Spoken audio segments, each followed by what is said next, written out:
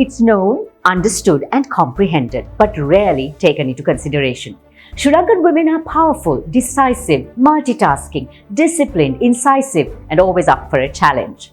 While this would be the ideal yin yang in any situation, few women have been able to make themselves seen and heard. Some Sri Lankans have pushed through barriers and trailblazed. Jayanti Kurutumpala scaling Mount Everest, Dr. Vajirachitra Sena's pioneering steps in Kandyan dance, then there's architect Minette De Silva, marine conservationist Dr. Asha Divos, and first female DIG Bimshani Jasinarachi.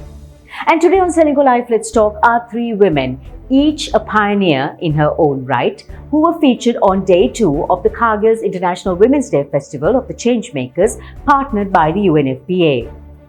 Here's a quick roundup of some of the gems that Kasturi Chellaraja Wilson, Varuni Amunugama Fernando, and Ashanti D. Alvis shared.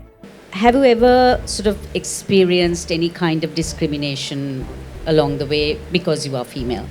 No, Sabi. I think it's probably my own attitude. I probably live in this whole bubble of my own where I don't see it that way, probably.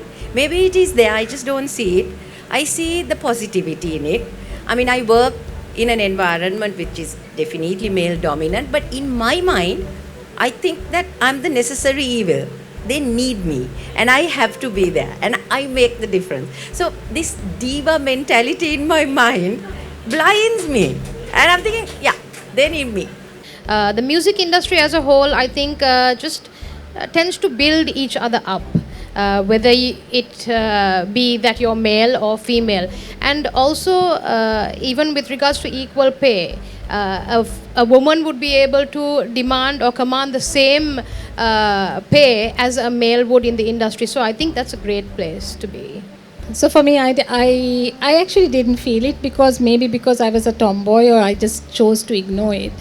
But I guess one thing I learned is not being the diva, but I realized the importance of being good at what you do and better than the rest. So yeah, it was a bit of the diva because I knew they needed me and I knew that I I was more courageous than the men in the room. I was more confident than them. I knew my worth. I knew I could do it better than the others. And most of all, I brought passion and I was very bold and courageous. I could take any challenge. It didn't come with cockiness. I've been through so much in life that if I fall, it's not a big deal. How do you empower your women, especially those who are doing everyday jobs and who have families and children and they multitask a lot? How do you as a female see their role and how do you actually empower them to make sure that they are productive in the office? I think everything starts at the interviewing point, Savi, because I really get to meet each and every one of them. So at that point in time, during the discussion, we share a few thoughts, mostly about the values of our group, where we talk about it's a team, it's a shared vision, and there's absolute transparency and respect. Everybody here needs to be respected. Nobody can shout, lose their cool and insult. Nobody can carry tales. So we set the ground rules. How does artists like you actually handle the abuse of some sort, whether it's physical, psychological, or even cyber? Our cultural barriers are so immense that we are unable to reach out into that for yourself, for myself, and say, I want to expose this. It's too small of a community to start with in the first place. And everyone cares about what everyone else thinks. So if we can first break through that, then I think we've won half the battle.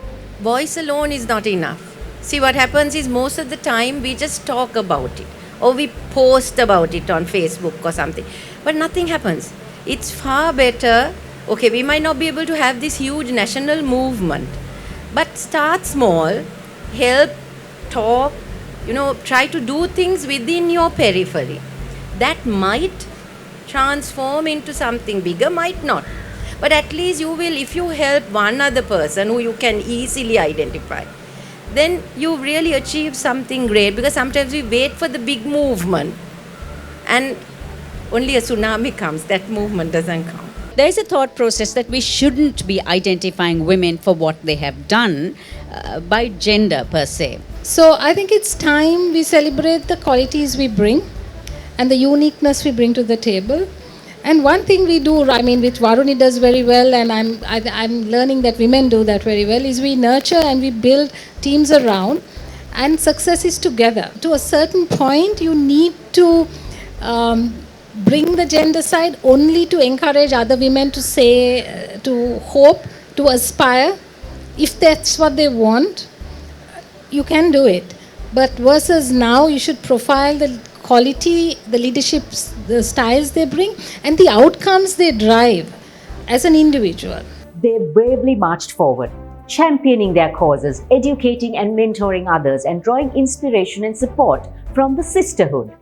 Thank you to our pioneers for sharing their insights on Sellico Live. Let's talk.